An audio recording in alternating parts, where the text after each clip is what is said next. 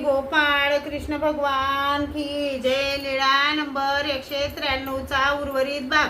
भट्टोबास म्हणाले, मी धरीन, तुम्ही सोडा, नाही तर तुम्ही सर्वजण धराल तर मी सोडीन। नको नको, नाक द्या, आम्ही धरत नाही, तुम्हीच धरा, आम्ही सोडू। मग भट्टोबासांनी आवडून धरला, दुसऱ्यांनी खुरीला बांधलेला दोर कापला। गंगेत सर्व रक्तच रक्त झाले। भक्तजनांनी येऊन सर्वज्ञांना सांगितले, सर्व नदीत रक्त वाहिले। जी बापुडा सांड अपघाते मेला असता, परंतु बरे झाले।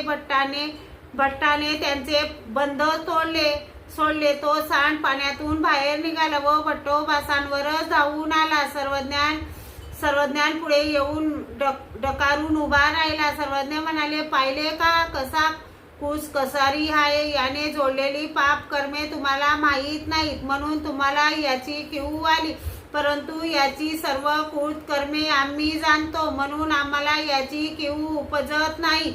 यावर सर्वज्ञांनी माडेकराचा दृष्टांत निरूपण केला। कोणी एके माडेकारू माडियावरी उभा असे, तयाचे या शेताची ये लवणी चोरू एकू असे। तो वाटा घे, ओरे मारी, ब्रह्मानू मारी, सोन्यासी मारी, तो ते देखे परी उगाची असे।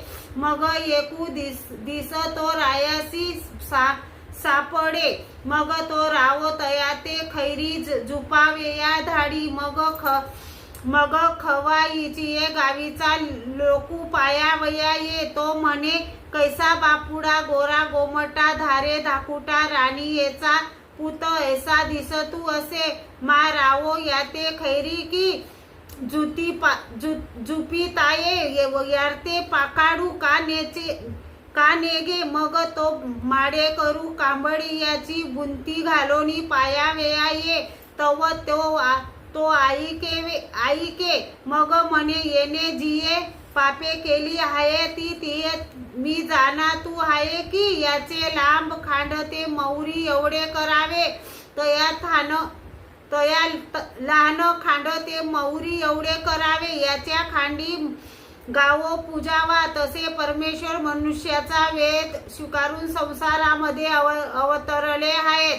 ते जीवांची केलेली अनंत कर्मे जाणत असतात, म्हणून कर्माची फळे देवता भोगवीत असताना ते तटस्थ राहतात। तसेच परमेश्वराच्या ज्ञानी याने पण तटस्थ राहावे, परंतु ईश्वर गोतातल्या प्रत्येक साधकाने आपल्या परस्परामध्ये सेवाभाव असू द्यावा। श्री गोपाळ कृष्ण भगवान की जय।